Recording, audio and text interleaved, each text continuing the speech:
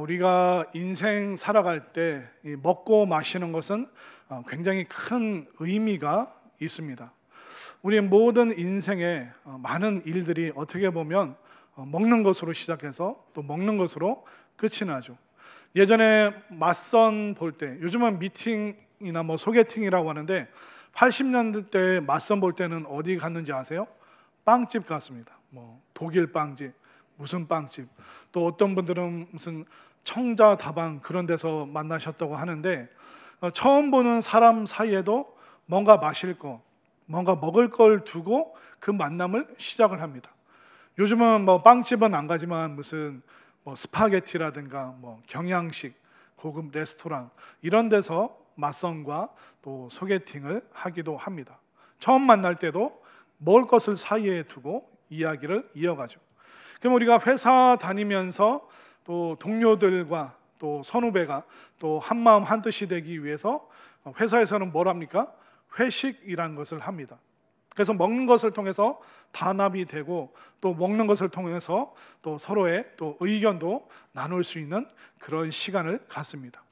또 우리가 집에서 매일 같이 밥 먹는 사람들을 뭐라고 부릅니까? 식구, 먹을 식자와 입구를 써서 같이 먹는 사람들을 가족이라고 이야기를 합니다. 심지어 우리는 한국 사람들은 인사도 먹는 걸로 인사를 해요. 어른들끼리 길에서 만나면 뭐 드셨어요? 라고 물어봐요. 옛날엔 진지라고 그랬습니다.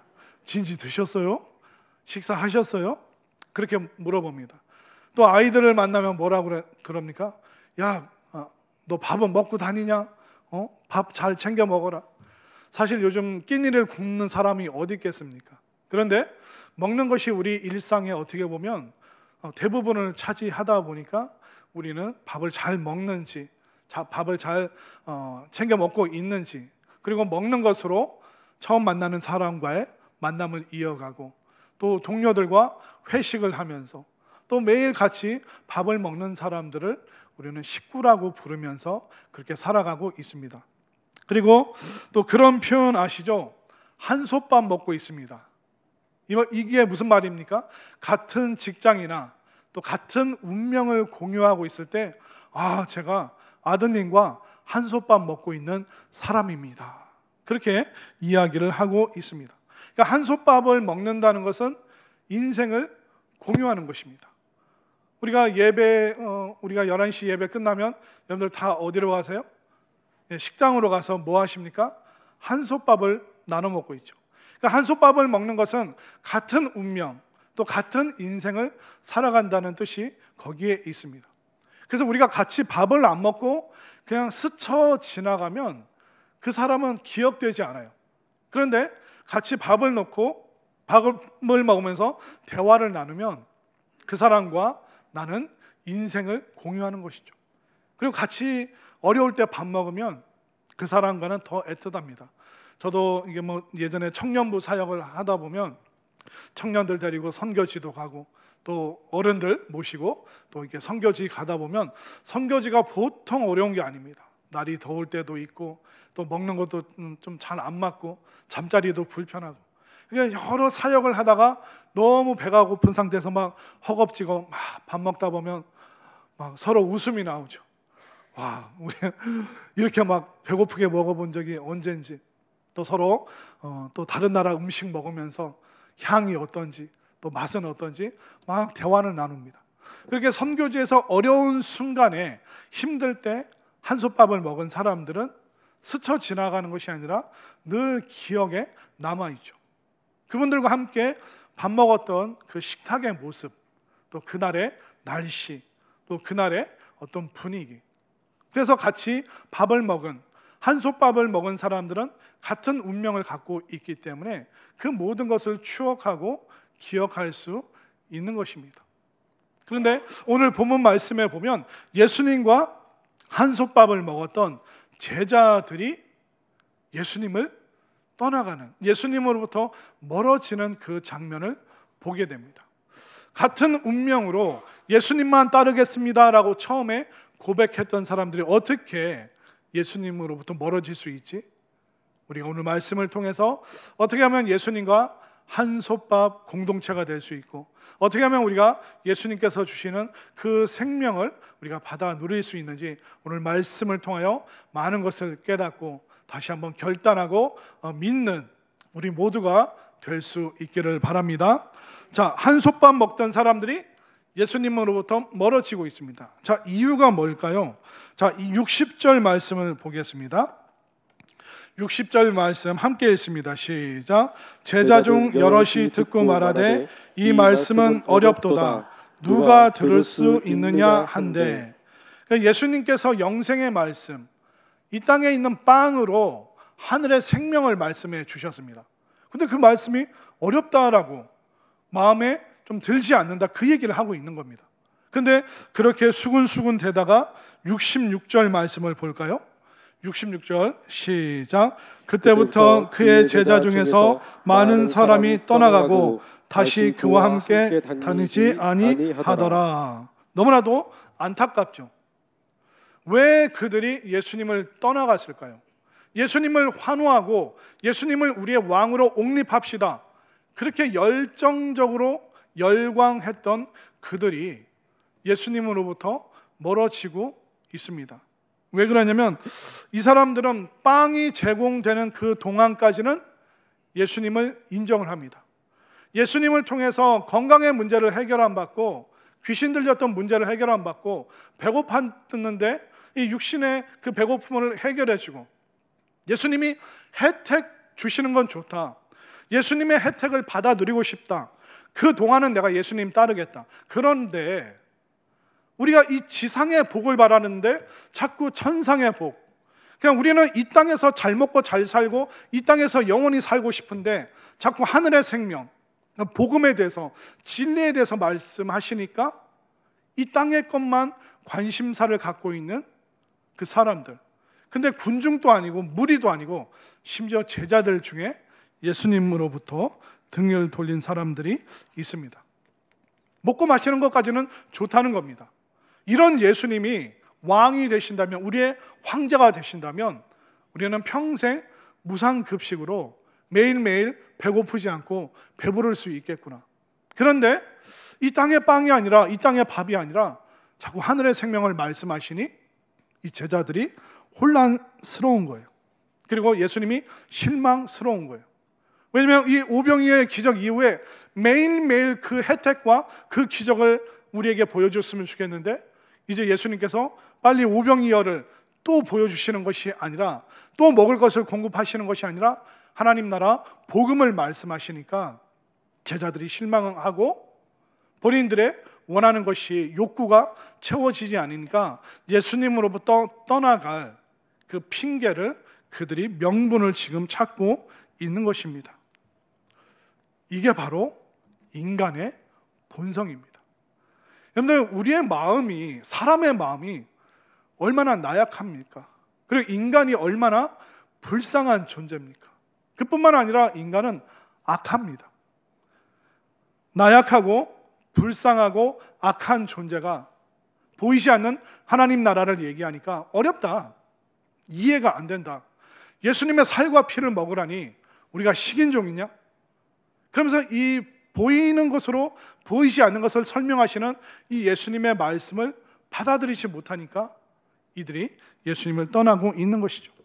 결국 자신들의 본성에, 자신들의 욕구에 맞지 않는 말씀을 자꾸 하시니까 실망하죠. 그리고 떠나갈 명분을 찾고 예수님 따르지 못하겠다, 더 이상 빵과 물고기를 제공해 주시지 않으면 예수님 곤란합니다, 이것 때문에 예수님 따랐는데 더 이상 이걸 제공하시지 않겠다고요? 그러면 제가 예수님 따를 이유가 없죠. 혜택이 끊어지는 순간 냉정하게 등을 돌리고 있는 제자들, 같은 운명으로, 같은 공동체로 같이 밥을 먹던 그 식구가 예수님으로부터 등을 돌리고 있습니다. 이게 우리라는 거예요. 예수님이 자기 십자가를 지고 나를 따르라 말하지만 우리 인간의 본성은 내 십자가가 아니라, 예수님, 나는 이 땅에서 영광을 누리고 싶습니다, 정말 잠시 예수님 떠났다가 세상의 영광을 취하고 그리고 다시 교회로 돌아오겠습니다, 그때 제가 좀 떳떳하게 교회 와서 신앙생활 할게요, 그런 본성이, 그런 욕구가 우리들 속에 있는 것입니다. 예수님은 자기 자신을 부인하라 그렇게 말씀하시는데 우리는 자꾸 나 자신을 강화하고 싶은 거예요. 내 자아를 더 강하게 만들고 싶은 거예요. 누가 공격해도 무너지지 않는 나만의 자아를 강화시키고 싶은 거예요. 그러니까 이 예수님의 자기를 부인하라 이 말씀보다는 자기를 강화하는 이 일에 우리는 더 매력적으로 끌릴 때가 참 많이 있는 것입니다. 그리고 예수님 따를 때 희생을 각오하지 않아도 될 때는 기껏 예수님 따랐습니다. 그러나 십자가, 헌신, 그리고 전도와 선교, 예수님께서 희생을 요구하는 순간 냉정하게 뒤돌아버립니다. 이것이 나약하고 불쌍하고 악한 인간의 본성이라는 것입니다. 그러나 우리들 중에 그 누구도 예수님으로부터 등을 돌리거나 멀어지는 일이 절대로 생기지 않게 되기를 바랍니다. 자, 그러면 이렇게 한솥밥 먹다가 예수님을 떠나가는 이 사람들은 뭘 추구할 것 같습니까? 다시 한번 66절 말씀을 볼까요? 66절 말씀에 보면 그때부터 그의 제자 중에서 많은 사람이 떠나가고 다시 그와 함께 다니지 아니하더라. 무리나 군중이 아니라 그 제자 중에서 가장 예수님과 밀착했던 사람들도 세상의 욕구와 세상의 본성을 따르면 이 예수님을 버릴 수도 있구나. 너무나도 무서운 일입니다. 지금 이 오병이어 사건까지는 예수님께서 이스라엘에서 부동의 1위를 지키셨습니다. 인기 순위로. 그 당시 최고의 슈퍼스타 예수 그리스도. 왜냐하면 건강도, 그리고 귀신의 문제도, 억눌린 문제도, 먹는 문제도 오케이, 이분이면 된다. 그러면서 최고의 지지율을 누리고 최고의 인기를 누렸지만 예수님께서 우리의 관심을 자꾸 땅에서 하늘로, 이 육신의 생명에서 다시 영원한 생명, 영생에 대해서, 천국에 대해서, 하나님 나라에 대해서 얘기하니까 그거는 예수님과 나의 관심사가 맞지 않아. 그러면서 떠나버리는 것입니다. 여러분들, 나의 관심사와 예수님의 관심사가 있을 때 예수님이 내 관심사에 맞춰야 됩니까? 아니면 내가 예수님의 관심사에 맞춰야 됩니까? 당연히 우리가 예수님의 뜻한 바, 예수님의 그 관심사에 우리의 관심사를 맞춰야죠. 그런데 예수님의 관심사에 관심이 없고 예수님과 주파수를 못 맞추니까 그들은 냉정하게 혜택이 끊어지는 순간 예수님으로부터 냉정하게 등을 돌리고 있습니다. 예를 들면 이 관심사라는 게 뭐냐면 굉장히 우리가 조심해야 됩니다. 내 관심사, 내 소원이 인생의 전부라고 생각하는데 조심하셔야 돼요. 왜 우리의 관심사를 조심하고 점검을 해야 되냐면 이 지구상에 수많은 도시가 있습니다. 근데 지구상에 있는 도시 중에서 하나님께 가장 간절하게 기도를 올리는 도시가 어딘지 아세요? 미국에 있는 라스베가스입니다. 라스베가스가 뭐 하는 도시인지 아세요? 도박하는 데죠. 우리나라에는 기도를 가장 올리는 도시가 강원도 정선입니다. 거기에 카지노가 있다고 하더라고요. 여러분들, 도박하는 사람들이 무슨 기도할까요? 하나님도 아니죠. 하느님, 나 좀 도와주십시오. 이 한 방으로 내 인생, 나 벼락부자 되게 해주십시오. 그 마음의 소원과 그 관심사, 그 누구보다도 치열하게 하늘을 향해서 기도하는 그 사람들이 도박에 빠진 사람들일 겁니다. 그들의 관심사는 일확천금이에요. 벼락부자가 되는 거예요. 근데 그게 하나님과의 관심사와 잘 맞을까요? 잘 맞지 않습니다. 우리는 자꾸 내 운명이 순식간에 하루 만에 바뀌기를 원합니다. 내 운명이 역전하기를 원합니다. 그래서 사람들은 자신의 미래, 운명을 점쳐서 미리 알고 싶어 합니다. 정말 당황스러운 건 뭐냐면 우리나라 공영방송은 아니겠지만 여러 종편에서 가끔 연예인이었다가 무당이 된 사람들이 있습니다. 그런 사람들을 게스트로 해서 이렇게 프로그램을 진행하는 그런 게 뭐가 있다고 하더라고요. 여러분, 지금 우리가 첨단의 시대를 살고 있고 달나라를 그냥 쉽게 오고 갈 수 있는 그런 세상에 살고 있습니다. 그러나 우리 인간의 본성은 어떨까요? 고대 사회나 오늘날이나 똑같은 거예요. 미리 운명을 알고 싶은 거예요. 불행한 일 미리 예방하고, 행복한 일이 있으면 미리 끌어다 그걸 내가 사용하고 싶고. 그러나 하나님께서는 우리의 미래와 우리의 운명에 대해서 알려주시지 않습니다. 예를 들어 지금 프랑스 파리에서 올림픽이 진행 중에 있죠. 저도 사실 뭐 달리기나 그런 거 출전을 해야 되는데 목회가 바빠서 거기를 못 가는 거예요. 제가 국가대표가 될 수 있는데. 그 프랑스 파리에서 여러 경기가 있습니다. 근데 축구가 있잖아요. 근데 축구가 지금 8강인지 4강인지 모르겠지만 축구 결승에 뭐 프랑스랑 스페인이 올라갔다고 해보십시오. 그럼 누군가는 기도하겠죠. 하나님, 저 프랑스와 스페인 중에 누가 우승할지 저한테 미리 좀 알려주시면 안 돼요? 미리 알면 너무 좋을 것 같아요. 그럼 하나님께서 뭐라고 그러실까요? 글쎄다, 그거 그냥 모르고 보는 게 더 재밌지 않겠냐? 혹시 네가 미리 안다고 해도 나한테 말해주지 마라. 나도 결론 모른 채로 보는 게 더 재밌을 것 같다. 우리는 운명을 알고 싶어 해요. 미래를 알고 싶어 해요. 그게 우리의 관심사가 될 때가 있습니다. 그러나 하나님께서는 우리의 미래를 미리 살라고 하시는 것이 아니라 우리의 오늘의 일상, 오늘이 주일이면 주일을 살고 내일이 월요일이면 월요일을 살아가고, 하나님께서는 우리를 그렇게 만드셨습니다. 우리가 미래를 알 수 없지만 하나님께서 우리를 인도하실 것을 믿기 때문에 나의 관심사는 딴 곳에 가 있지만 자꾸 말씀으로 여러분들의 관심사를 예수님과 일치시키는 진짜 제자, 진짜 한솥밥 공동체가 될 수 있기를 바랍니다. 자, 그러면 자신들의 관심사와 예수님과의 관심사가 이게 일치하지 않으니까 떨어져 나갔잖아요. 그럼 이 떨어져 나가는 사람들이 예수님 말고 다른 데서 이제 구원을 찾기 시작합니다. 자, 그것을 예수님께서 오늘 뭐라고 말씀하시는지, 그들이 선택하는 구원의 방법이 무엇인지 알려주고 계십니다. 자, 64절 말씀을 보십시오. 64절 읽습니다. 시작. 그러나 너희 중에 믿지 아니하는 자들이 있느니라 하시니, 이는 예수께서 믿지 아니한 자들이 누구며 자기를 팔자가 누구인지 처음부터 아심이러라.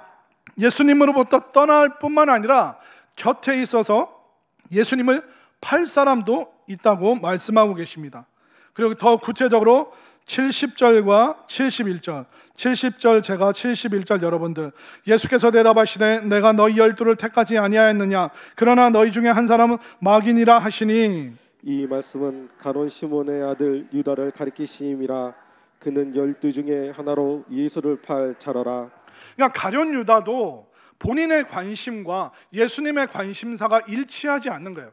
가룟 유다는 이스라엘의 해방, 이스라엘이 다윗 시대 때처럼 다른 나라를 정복하고 정치 경제적으로 우월한 나라가 되는 것, 철저한 민족주의자가 가룟 유다였습니다. 이 가룟 유다가 예수님 옆에서 보다가 어떤 방식으로 이스라엘의 구원을 이룰 수 있을까? 그것은 바로 자력 구원이다. 이 자력 구원이라는 것은 뭐냐면, 죄인인 내가 선을 행해서, 그리고 부족한 내가 불굴의 의지를 발휘해서 내가 최선을 다해서 살고 내가 선한 일을 하고 이 땅에서 성공하는 것, 그게 나는 구원이라고 생각한다. 그것을 바로 자력 구원이라고 얘기를 합니다. 그래서 자식의 성공에 올인하거나 어떤 아파트, 어떤 자동차, 어떤 시계, 그것을 소유하는 것으로 나는 성공을 이뤘고 그 성공이 인생의 구원이야, 이렇게 생각하는 사람들을 자력 구원자라고 이야기를 하는 것입니다.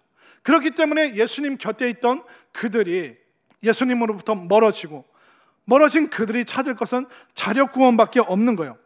실패하더라도 내가 선하게 한번 살아보겠다, 내가 입산 수도에서 내가 수양을 닦아서 내가 신적인 존재가 되겠다. 그런 사람들이 예수님 떠나서 찾을 수 있는 구원의 방법은 자력 구원밖에 없는 거예요. 이 가룟 유다도 생각을 하는 거예요.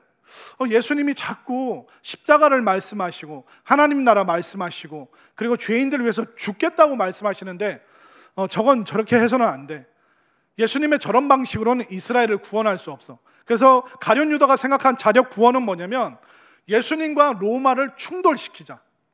이 예수님을 팔면 제사장들이 예수님을 법정에 세우게 될 테고, 법정에 세우다 보면 예수님을 지지하는 사람들이 들고 일어날 테고, 그럼 예수님이 어쩔 수 없이 떠밀려서 로마와 한판 승부를 짓는데, 예수님께서 무리도 걸으시고 먹을 것도 주시고 병자도 고치시고 귀신도 내쫓으시고, 저분이라면 로마와 싸워서 로마를 뒤엎을 수 있는, 그래서 내가 이 방식으로 예수님과 로마 군대를 충돌시켜서 내가 스스로 이스라엘을 구원시키는 자력 구원자가 되리라.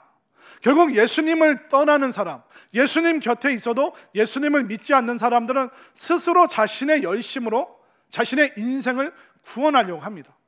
그러나 물에 빠진 사람이 자기 이 옷깃을 붙잡고 스스로 탈출할 수 없습니다.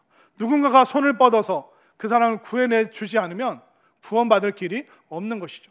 죄인이 어떻게 선한 일을 한다고 해서 그 모든 죄가 다 사해지겠습니까? 그렇기 때문에 이 자신을 강화시키고 자신이 영광을 얻고 자력으로 구원받으려고 했던 그들의 모든 일들은 다 실패할 수밖에 없었습니다. 결국 예수님과의 관심사로부터 점점 멀어지면 우리는 가룟 유다처럼 끔찍한 존재가 될 수 있습니다. 그렇기 때문에 우리는 어떻게 됩니까? 예수님 곁에 가까이 붙어서 예수님의 말씀을 있는 그대로 아멘으로 받아들이는 우리 모두가 될 수 있기를 바랍니다. 자, 이렇게 사람들은 떠나갈 때 예수님이 제자들에게 물어보십니다. 오늘 여러분들에게 물어보십니다. 67절을 보십시오. 예수께서 12 제자에게 이르시되 너희도 가려느냐? 한솥밥 공동체에서 이탈하는 사람들이 생기기 시작했습니다. 예수님께서 너무 안타까워서 12 제자들에게 너희들도 가려느냐? 여기에 대한 베드로의 대답이 여러분들의 대답이 되었으면 좋겠습니다. 68절과 69절, 제가 68절, 여러분들이 69절. 시몬 베드로가 대답하되 주여 영생의 말씀이 주께 있사오니 우리가 누구에게로 가오리이까? 우리가 주는 하나님의 거룩하신 자이신 줄 믿고 알았사옵나이다. 아멘인가요? 베드로는 예수님께 영생이 있고 예수님의 말씀이 영생의 말씀인데 우리가 어디로 가겠습니까?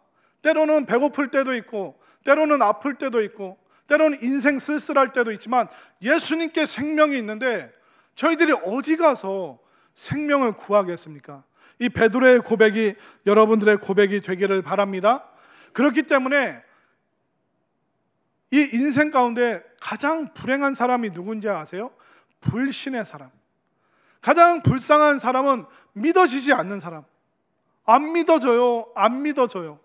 아무리 교회를 다니고 설교를 들어도 안 믿어져요. 혹시 그런 사람들 있다면 정말 하나님의 은혜가 이 시간 그분에게 임하게 되기를 바랍니다.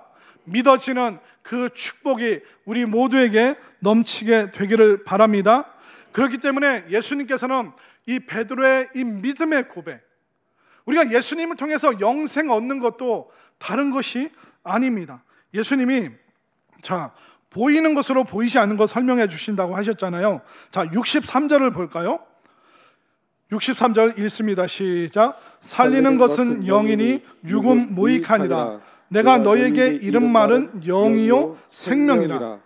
이 말씀이 뭐냐면 우리가 공짜 빵을 아무리 먹어도 우리의 육신은 결국 죽음을 맞이할 수밖에 없다. 그러면 우리가 죽음을 맞이하는 이 육신을 위해서만 먹고 살 것이냐, 아니면 영원한 생명을 얻어서 천국의 영생을 얻을 것이냐. 그러니까 우리가 썩어 없어질 육신을 위해서도 그렇게 먹는데 왜 너희들은 영원한 생명을 왜 먹지 않느냐, 이 말씀을 하고 계시는 것입니다. 그러면 영원한 생명을 얻는 방법이 뭘까요? 예수님이 먹는 빵으로 영생을 설명해 주셨잖아요. 그럼 빵을 먹어서 우리 육신을 생명을 살려가는데 그러면 어떻게 우리가 천국의 생명, 영생을 얻을 수 있습니까? 64절에서 말씀해 주시죠. 64절 읽습니다. 시작. 그러나 너희 중에 믿지 아니하는 자들이 있느니라 하시니 이는 예수께서 믿지 아니하는 자들이 누구며 자기를 팔 자가 누구인지 처음부터 아심이러라. 자, 64절 초반에 그러나 너희 중에 믿지 않는 자들이 있다. 이 말은 뭐냐면 믿지 않는 자들에게는 영생이 없고 믿는 자들에게는 영생이 있다. 이 말씀을 하고 계시는 것입니다. 결국 우리가 하늘의 생명, 천국의 소망, 이것이 뭘 통해서 옵니까? 바로 믿음을 통해서 오는구나. 우리가 빵이나 밥을 보면 야, 이거 먹으면 배부르겠다라는 믿음이 있죠. 빵이나 밥 안 드셔보셨습니까? 우리가 식탁 쫙 차려져 있으면 어우 맛있겠다, 저거 맛있는 거 먹으면 내가 배부르겠다라는 믿음이 있는 거예요. 그러니까 내가 입으로 암암 씹어서 빵과 밥을 먹으면 내가 생명을, 육신의 생명을 이어가는 것처럼 내가 예수님을 입으로 고백하는 그 순간, 예수님을 믿습니다라고 입으로 고백할 때 하늘의 생명이 그 순간 나에게 주어진다는 것을 분명히 확신하시기를 바랍니다. 자, 빵을 먹어서 배부르는 방식으로 예수님을 믿어서 영생을 얻는다.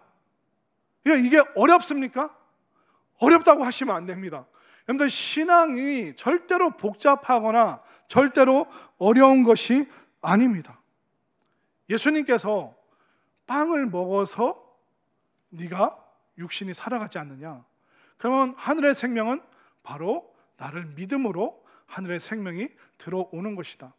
왜 예수님을 자꾸 믿으라고, 왜 예수님의 그 말씀이 영생의 말씀이라고 하냐면, 자, 어린아이가 태어났어요. 아이가 엄마로부터 이제 생명을 부여받았어요. 그러면 생명을 부여받았으니까 그럼 계속 잘 살겠네요. 이 아이가 자라고 어른이 되도록 뭘 해야 됩니까? 먹여야 됩니다. 배가 부르게 먹여야 됩니다. 애가 뭐 이유식 할 때는 뭐 간도 안 돼 있잖아요. 그럼 애 먹이다 보면 어떻게 합니까? 혀로 자꾸 밀어내더라고요. 그래도 어떻게 합니까? 강제로라도 막 달래고 협박을 해서라도 뭐 사준다고 하면서 강제라도 엄마 아빠가 계속 먹입니다. 여러분들, 육신의 생명은 태어났으면 그 생명이 계속 이어집니까? 아니죠. 매일 삼시세끼 그 밥을 계속 먹어야지만 육신의 생명이 이어지는 거예요. 자, 그러면 우리가, 어떤 분은 또 그러겠죠. 목사님, 제가 중고등학생 때, 청년 때 예수님을 구세주로 영접했습니다.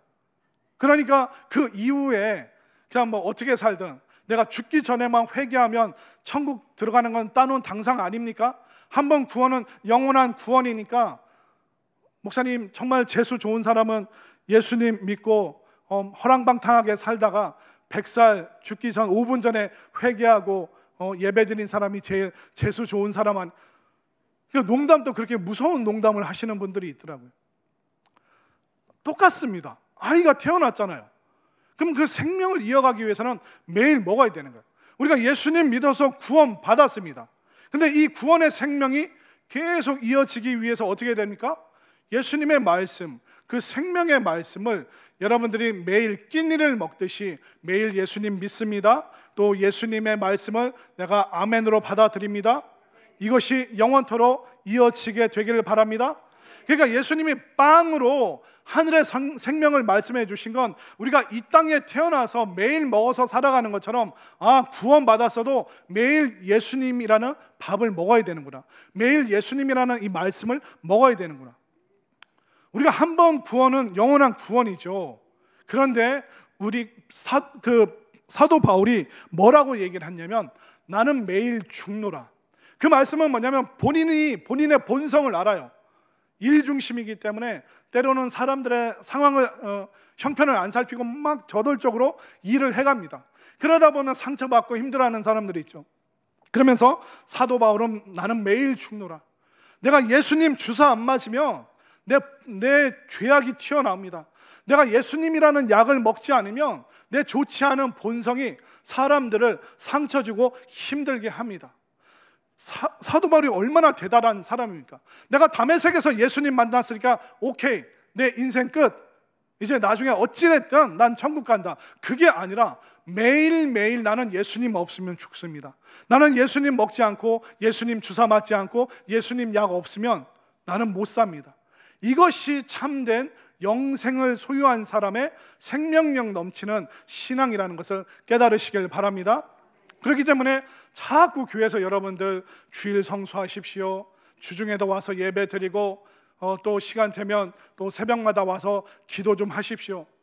그게 다 이유가 있는 겁니다. 여러분들, 이 생명의 일은요, 남이 대신 해줄 수가 없어요. 이영준 장로님 계신데 장로님이 이따 막 혼자 막 밥을 맛있게 먹어요. 저는 안 먹어요. 그러면 장로님이 맛있게 밥 먹으면 제가 배 부른가요? 절대로 안 불러요. 이따 반대로 한번 해볼게요. 제가 막 먹을게요. 그럼 제가 너무 복스럽게 먹으니까 아무것도 안 먹은 장로님이 배가 불러야겠죠? 그게 안 된다는 거예요. 이 권사님들이 지금 난리 났어요. 말도 안 되는 소리 하지 말라고.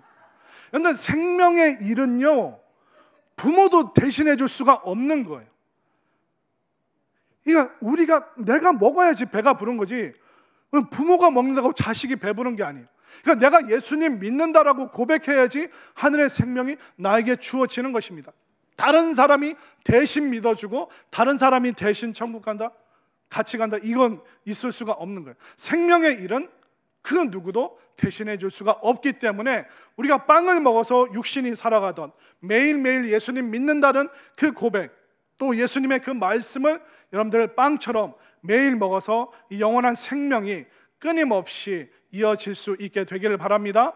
자, 신앙생활 어렵지 않다고 했어요. 복잡하지 않습니다. 그러니까 예수님의 그 생명의 말씀을 내가 예배 때마다 교회 와서 계속 먹고, 집에서도 내가 성경 보면서 이런 방식으로 영원한 생명력이 나에게 들어오는구나. 그러면 이 생명력이 있는 사람이 뭘 해야 됩니까?